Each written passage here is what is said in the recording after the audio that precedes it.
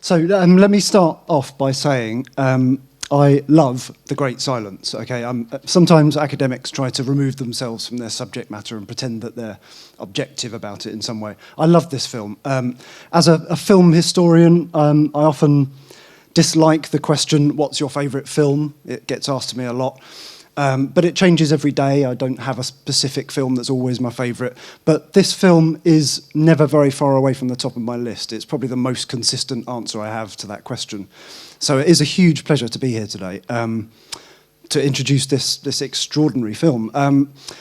Having said that, one thing I want to think about here is the extent to which The Great Silence really is extraordinary, because I'm not sure that should be taken as read. It is often discussed as an anomalous film in some way, a very different film in some way. And certainly stylistically, it stands apart from other spaghetti westerns. Its cinematography, its setting, its editing, its ending, which I'm not going to spoil for you because we're going to watch it after this. They're all very striking, they're very surprising, especially for those of us who've seen other spaghetti westerns. And especially if your experience of the spaghetti western has so far been limited to the films of Sergio Leone, which is, for most people, the starting point for watching an Italian western, a spaghetti western. But having said that, having said how stylistically different this film emerged from a particular business model in the Italian studio system of the late 1960s. And when we consider it in that context, we can see that it isn't quite so unique as it may at first appear. And I think that makes it all the more interesting.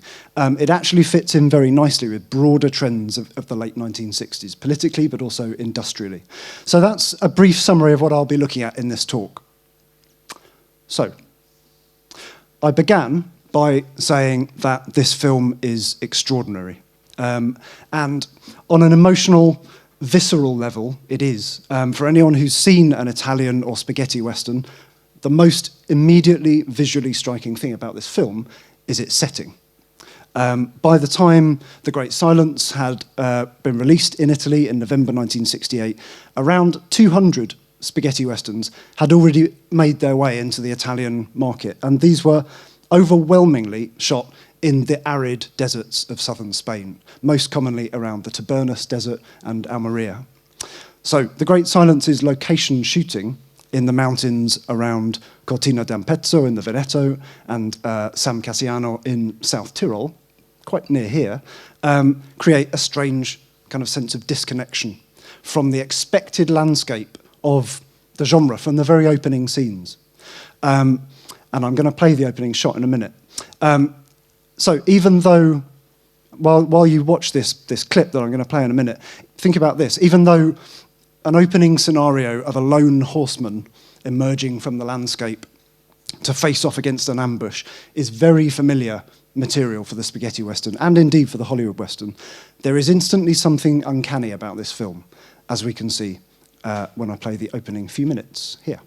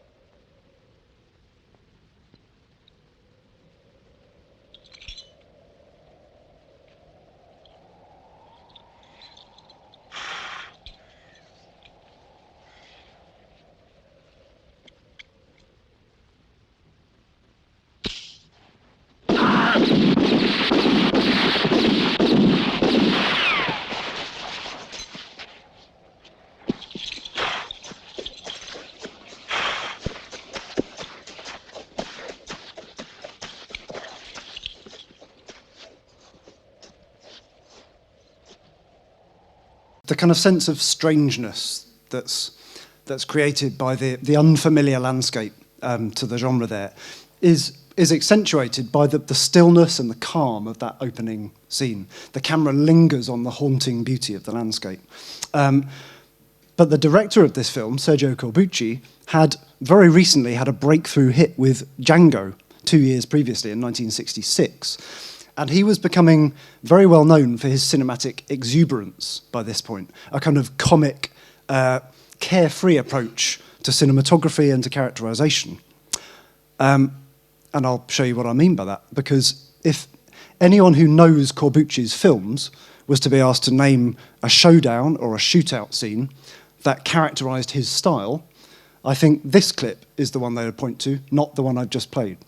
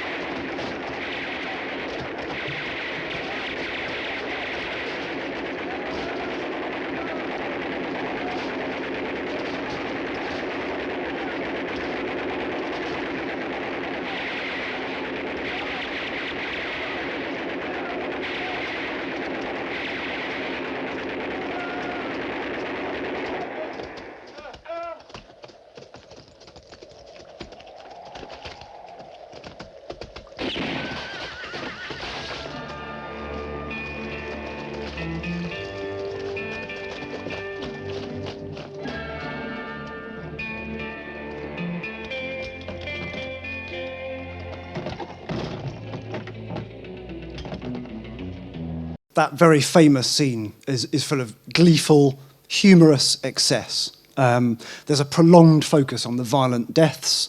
There's delight on the face of the hero, Franco Nero's hero, Django, as he mows his enemies down. So, from its very first scene, The Great Silence seems to be doing something a bit different. It's a spaghetti western, but not quite as we know it. So, having established this difference, this peculiarity of The Great Silence, where did it come from? Why was it made? I'll try to answer these two questions before we watch the whole thing in all its glory later on. To do this, we need to think about the reasons behind the film's existence on an industrial level and why it took the form it did. So I'm going to talk about the broader picture here before we get back to this film. The Italian studio system in the late 1960s followed a business model known as filoni filmmaking, and the word filone literally means strand or thread, and it's used to denote a particular model of production that proliferated in Italy from the late 1950s up until the end of the 1970s. And it was characterized by numerous opportunistic and often quite short-lived film cycles that would rapidly and repeatedly exploit popular trends until each trend's profitability was exhausted. And this was often in response to a trailblazer box office hit that pointed the way to immediate profits and then spawned a burst of imitations or slight variations, depending on how charitable you want to be to some of the filmmakers, I suppose. So this sector of the film industry systematically tried to anticipate the whims of the market, either by speculating where the next popular cycle might lie, or by exploiting the favourable market conditions of an already profitable cycle. So, 3 examples up here, 3 rows of films that I've taken some samples from. In the top row, we can see Sergio Leone's A Fistful of Dollars. This was the breakthrough catalyst for around 500 spaghetti westerns that used this very business model between the early 60s and the late 70s. The middle row, we can see by the early 1970s, Steno's La Polizia Ringrazia, along with the international success of Dirty Harry, spawned a cycle of around 200 police procedural films known as poliziotteschi. The bottom row, we can see Dario Argento's The Bird with the Crystal Plumage, and it's often seen to have served a similar function for the giallo filone, a breakthrough hit pointing the way to immediate profits through rapid replication with incremental innovation. And that's the key point about filone films, is they're not just imitation, they are replication with innovation. And giallo films also numbered in their hundreds in a relatively short space of time after Argento's film. And there were many other smaller filone categories that I haven't got space for on this slide. So we've got peplums, we've got gothic horror films, mondo travelogues, cannibal films, spy films, fantasy films, you name it. The Italians tried to make it in the 60s or the 70s to test the market, to see if it was going to succeed. So what did this business model look like on a practical level? So prepare for some statistics. I'll try to be brief. Lock the doors, please. Now, it's hard to come up with exact numbers because genre categories, of course, they're very porous, they're hard to define. Also, box office statistics were sometimes piecemeal, unreliable. So with those caveats in mind, I've estimated that 493 Italian Westerns were produced or co-produced by Italian studios between 1961 and 1980. And here's a graph showing when 420 of these were released in the domestic Italian prima visione, or that means first run market. The other 73 went straight into the second or third run theatres, and box office statistics weren't kept for those theatres, so I've excluded them from this data set. So what does this graph tell us? It shows us that the mid to late 1960s were the period of peak proliferation. It also shows us that 1968, the year of the Great Silence, was the joint most prolific year of spaghetti western production. It shows us that this was then followed by a slowdown at the end of the 1960s, and then it shows us that the spaghetti western then underwent a smaller but still significant resurgence in the early 1970s, and this was because it entered a phase of profitable self-parody inspired by Enzo Barboni's Trinity films. This then shows us that eventually this cycle petered out for good in the mid-70s. But what I've just said doesn't really tell us very much about the filone business model beyond the bare fact that lots of films were being made. We can get more insight into how the Italian film industry operated at the time when we look at the outputs of individual directors. And this can be visualized in various ways. And don't worry, this is the last slide of statistics. First, who directed the most Italian westerns? We can see that the director of The Great Silence, Sergio Corbucci, alongside Giuliano Carnemeo, share the top spot here. Each made 13 spaghetti westerns. But of course, filmmaking is a business and it needs to make profit. And as I've said, filmmaking was very much based on turning a rapid profit as quickly as possible. So we need to look at these statistics in a different way. Which directors made the most money from spaghetti westerns during their careers? Suddenly, and surely unsurprisingly, Sergio Leone leaps to the top of the table. But Corbucci stays near the top as well. So that's interesting too. So Corbucci was both prolific and profitable in the filone model. But if we want to really dig down into how the filone model operated, we need to think about ranking directors by average income per film, and then it becomes a bit more revealing. So Leone stays near the top, of course. But Corbucci now drops way down the list. He's in the bottom half of this chart now. And this gives us a clear indication that directors who were commissioned to make a lot of films were not necessarily the most likely to make a lot of money on each project they completed.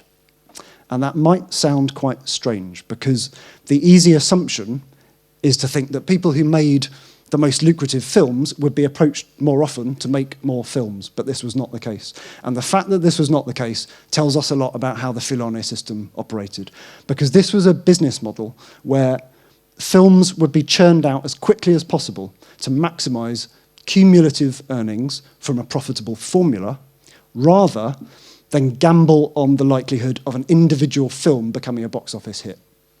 So Sergio Corbucci is a case in point here. We can see that he was one of the most prolific filmmakers in the system. We can also see that he made a significant amount of money over the course of his career by sticking to this concentrated release strategy. But his average box office takings per film were respectable, but nothing spectacular. In other words, he was completely embedded within this industrial context, within the filoni model, almost the quintessential filoni filmmaker. So, everything I've just said considered, it might seem even stranger still that Corbucci would create a film like The Great Silence, which on the surface is so different from what's expected of a spaghetti western. Why would a director who is so totally embedded in this formulaic business model risk making such an oddity? Well, in reality, the spaghetti western, just like the poliziotesco, just like the giallo, was actually a very large umbrella category. And it consisted of many, many smaller strands that ebbed and flowed over time. And this is ultimately what we need to consider when we're asking where The Great Silence came from. One example of this kind of small but highly concentrated filone cycle is the 23 mafia films that were released within the space of just 19 months in the wake of The Godfather's Italian release in September 1972. And we can see very clearly the short-lived opportunism of a filone cycle here. It's very nicely illustrated by this, especially those films that were completely unrelated to Coppola's blockbuster, but had the word Padrino inserted into their titles, Il Padrino being the Italian release title of The Godfather. Most notably, the second film down, La mano lunga del Padrino, was released the month before The Godfather even arrived on Italian screens. So this is showing a very canny, very clever approach to future profits, anticipating what's around the corner. It's not so much imitation, it's a business model. And we can also see L'Amico del Padrino and La Padrina as well, the godmother. And many other smaller cycles ebbed and flowed throughout the 60s and the 70s. We had vigilante films and conspiracy thrillers and different kinds of giallo. And most importantly for what I'm saying today, we had subcategories of the spaghetti western. And one such subcategory emerged in the second half of the 1960s, and it exploited a rise in anti-establishment sentiments across the Western world. So in Italy, significant left-wing countercultural movements were mobilizing from 1967 onwards. Student activism, mass strikes were causing major disruption throughout the country. And this was all part of a broader sense of disgust at the country's alignment with the American sphere of influence as the Vietnam War intensified. As I've said, filone filmmakers were, well, nothing if not opportunistic in their identification of potentially lucrative audiences.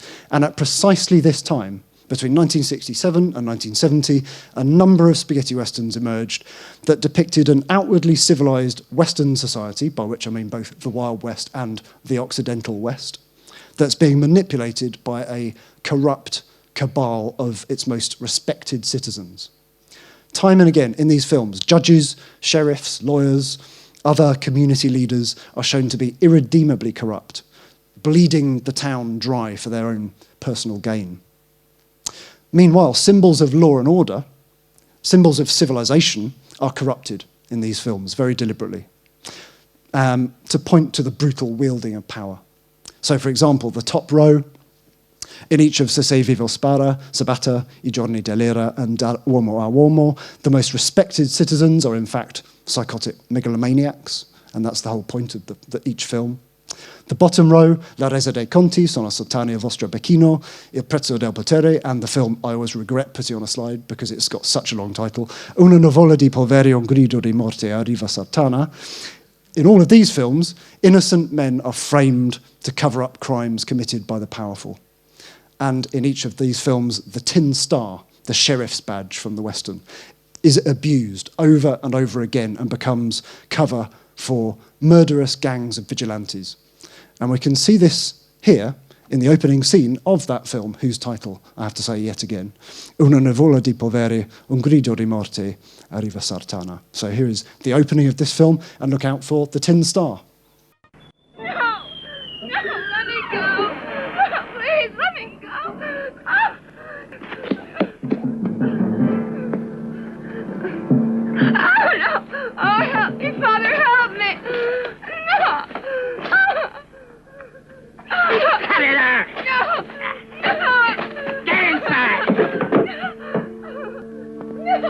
Out you go. Let me go. Judge, you better get on your feet. It just don't look good for a man in your position. Let my daughter go or I'll see you burn in hell. Let me warn you, Sheriff. You're gonna pay. Marshal Foley's arriving today. We won't forget that. Imagine threatening the forces of law and order. You blackmailing us, Judge. You know what you're gonna do now? Meet the U.S. Marshal wearing your underwear. Drop that belt. Rotten. I advise you to obey us. Meaning the law.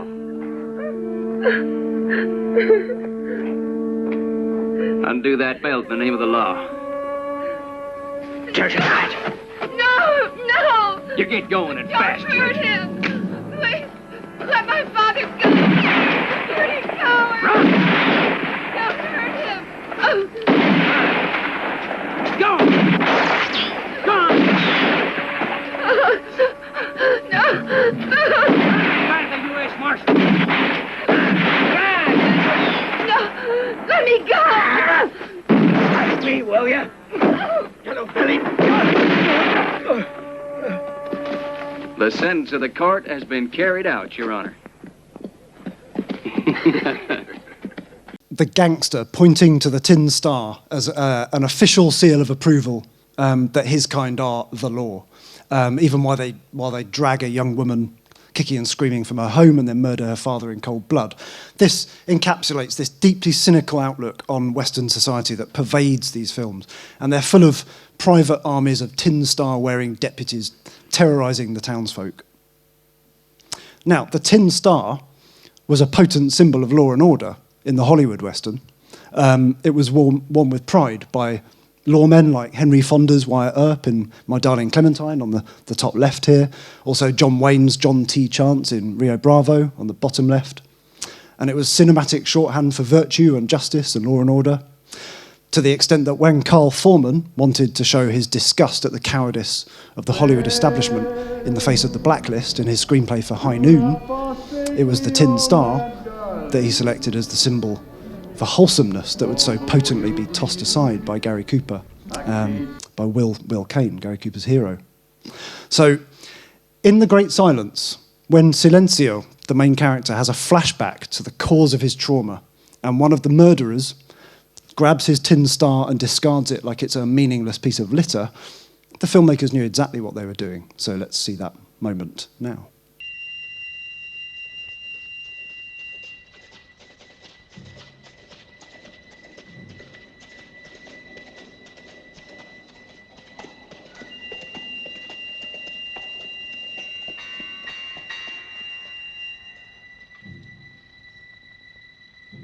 Dimostrerai la tua innocenza, non puoi farti giustizia da solo, non puoi, per tuo figlio.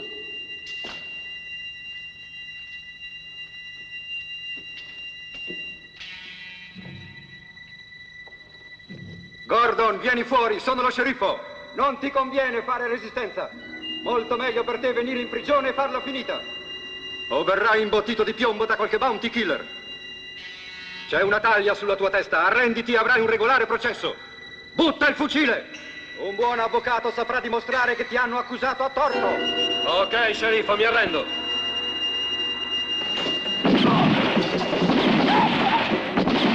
Mamma! Mamma! Mamma!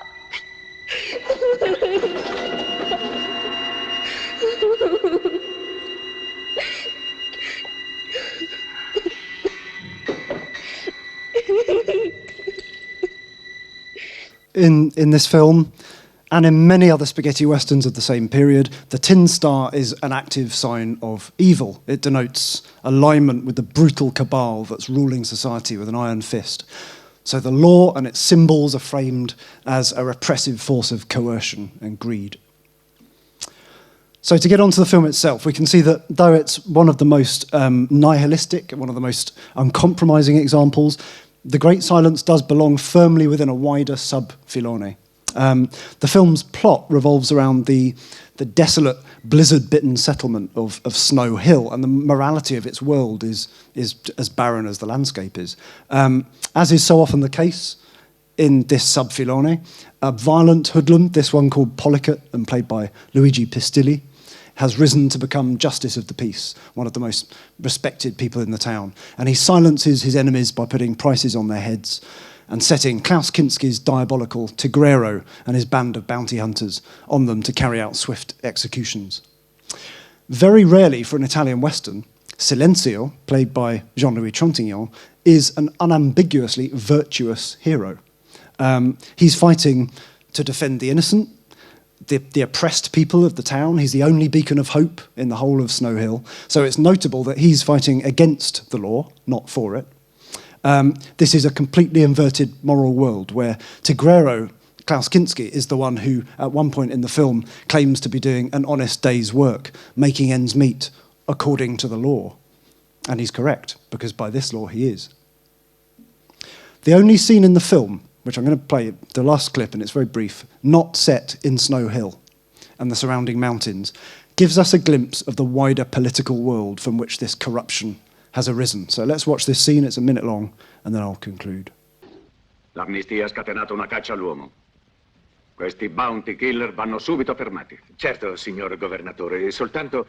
Soltanto cosa? Beh, i bounty killers sono gente che agisce a termine di legge e inoltre controllare un territorio così grande da solo non è facile.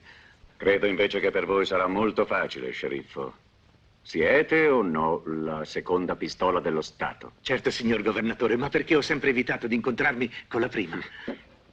Continuate a farlo. A me interessano soltanto i voti di chi crede nella legalità costituita. Il vecchio West è finito. Pistoleros e bounty killers, banditi e sceriffi saranno uniti in un mondo migliore. Un mondo nel quale... Un governatore, pur di essere rieletto, possa far amnistiare anche l'assassino del suo presidente. Che cosa avete detto, sceriffo? Non ho capito bene. Niente, signore. A volte mi capita di pensare a voce alta. Un buon soldato non pensa. Certo, non bisogna pensare, solo il regolamento. Signor... Partirete immediatamente. Direzione Snow Hill. Utah. So, as we saw there, the state governor grants amnesty to the outlaws, not because it's the right thing to do, but because the electorate will approve. He says quite openly, I'm only interested in the voters, and they believe in the law. So the appearance of civilized propriety in this outwardly democratic Western society is a complete sham in this film. And it's made clear that real power lies in the barrel of the gun when Sheriff Burnett, played by Frank Wolf, comments that the governor is the fastest draw in the state. In this kind of spaghetti western, lawmen are either a part of the syndicate of violence that covertly controls society, or they exist in a state of false consciousness, oblivious to the fact that they are pawns in an oppressive system. And Burnett falls into that second category. He's a good man, but he naively believes that the law is a transcendent code which defends the weak and punishes the guilty. And he's shown to be categorically wrong throughout the film. So, as I've said, The Great Silence does have areas of divergence from the broader spaghetti western. Silenzio, being an unambiguously virtuous hero, is one of these in a filone that's so dominated by anti-heroes. And most notably, the ending of the film, which I'm not going to spoil, sets this film apart from most other spaghetti westerns. Sergio Corbucci later gleefully claimed and boasted that this film's ending agitated audiences so much that one spectator in Sicily opened fire at the screen. I suspect that's apocryphal, but it does show the impact that he intended, that he desired from the ending that you'll see. He wanted to shake audiences out of a passive acceptance of genre convention.